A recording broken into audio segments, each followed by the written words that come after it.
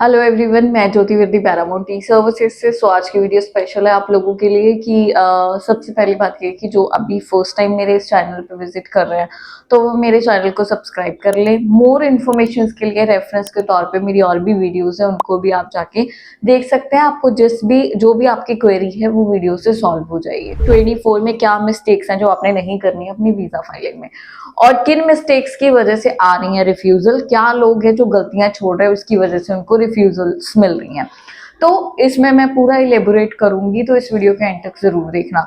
सबसे पहली बात, जब आप लोग कनाडा का वीजा अप्लाई करते हो, so that is the multiple visa. Multiple means passport की वैलिडिटी जितना 10 साल का वीजा हर किसी को नहीं मिलेगा। जिसका पासपोर्ट 10 साल के लिए वैलिड होगा उसी को 10 साल का वीजा मिलेगा।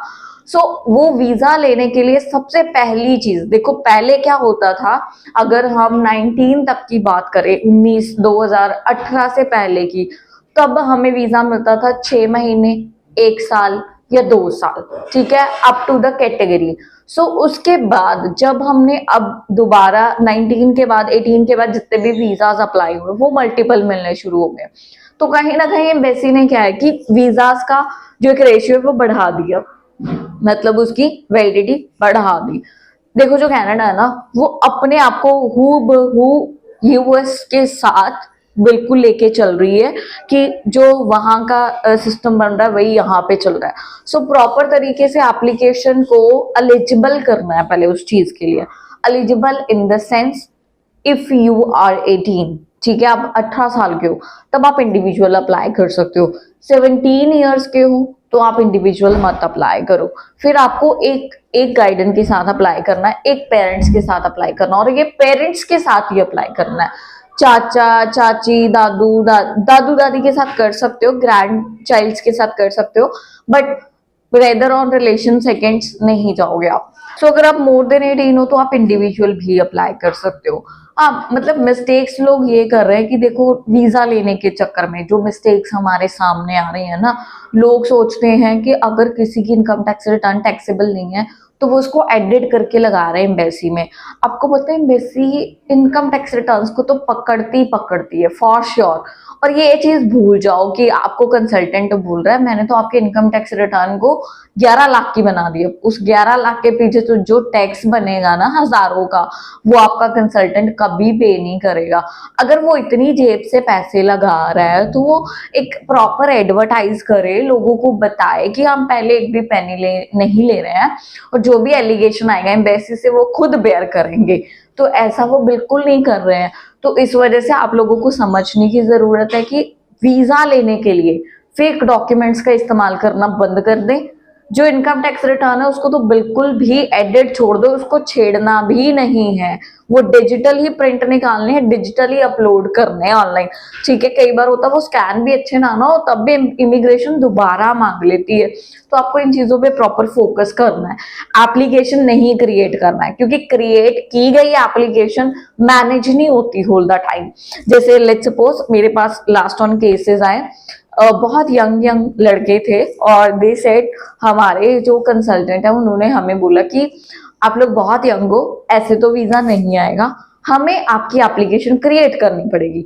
मीन्स आउट, उनको प्रोपराइटर शो कर दिया गया किसी कंपनी का, राइट। देखो, शो करना एक नॉर्मल सी बात है, मेरे को किसी भी कंपनी का प्रोपराइटर बना दो, इट्स इजी टास्क, ठीक है। बट वो फाइल लग रही है मेरी। अगर आपको ये चीजें समझनी है, कुछ बारीकी से चीजें होती है जो पढ़नी चाहिए आप लोगों को। मतलब जब आप लोग अपने एप्लीकेशन फॉर्म्स वगैरह चेक करते हो, फैमिली इंफॉर्मेशन, तो उसमें ध्यान से पढ़ना। सबसे नीचे नोट में लिखा होता है, this information will be saved for the in future IRCC records, right. तो उन्होंने ये चीज मेंशन किया हुआ है कि वो सेव करके रखेंगे। वो जरूरी नहीं है कि आप सेकेंड टाइम अप्लाई करो, रिफ्यूजल आ गई मतलब मेरा पुराना रिकॉर्ड गया, ऐसा कभी नहीं होता है, ठीक है। वो कभी भी सामने आ सकता है फॉर द फ्यूचर। तो इसी वजह से क्रिएट एप्लीकेशन नहीं करना है। नहीं कमाते हो तो भाई लिखो, मैं नहीं कमाता हूँ, मेरे पापा मेरे को सपोर्ट करेंगे, मदर सपोर्ट करेगी, whatever who is going to support you, ठीक है। तो वो चीज साथ में लगाओ। जाली डॉक्यूमेंट्स के साथ अप्लाई करना बंद कर दो। अदरवाइज एक बार बैन आया तो ये मत सोचो 5 साल तक लगा रहेगा। 5 साल के बाद भी वो प्रोफाइल वीक ही है क्यों? क्योंकि हमें कहीं ना कहीं टिक तो करना पड़ेगा ना, उसमें लिखा होता है you ever been banned denied entry from the Canada, तो उसमें टिक तो करना पड़ेगा, रीजन तो मुझे देना ही पड़ेगा, राइट? तो बेटर है पहले पंगा मत लो।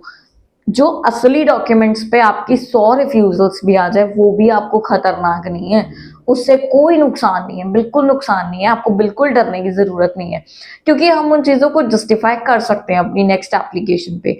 ठीक है, वीजा देना नहीं देना एम्बेसी के हाथ में है, एम्बेसी का काम है, उनको करने देते हैं, राइट? एप्लीकेशन को बस अच्छे तरीके से प्रेजेंट करना है, जो डॉक्यूमेंट्स है उनके साथ ही प्रेजेंट करना है, कुछ भी नकली नहीं लगाना।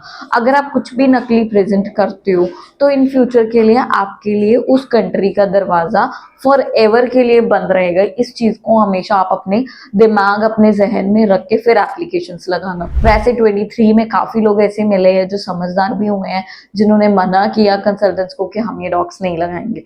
बहुत अच्छा लगा मुझे कि लोग फॉलो करते हैं चीज़ों को, तो आई होप इसको आप नेक्स्ट ऑन कैरी करोगे। फिर आपको रिफ्यूज़ल से डरने की कोई ज़रूरत नहीं है, रिफ्यूज़ल आती इन्हीं चीज़ों की वजह से है। एक बार तो वो रिफ्यूज़ ही करेंगे, सेकेंड टाइम में आपको बैन कर देंगे, तो बेटर है कुछ भी फेक कुछ चीज़ें जो है वो ना करो आप अपने डॉक्यूमेंट्स में। सो बेटर तरीके से अप्लाई करो। एंड प्लस आप लोग जानना चाहते हो कि इस टाइम पे लाइक कौन से मोर इम्पोर्टेंट डॉक्यूमेंट्स हैं जिन पे वीज़ा रेशियो इंक्रीज हो रहा है, तो उसके लिए रेफरेंस के तौर में मेरी पिछली वीडियो देखना, प्रॉपर तरीके से उसमें एक्सप्लेन किया हुआ है। वीडियो अच्छी लगती है इसको शेयर ज़रूर करना। Thank you so much.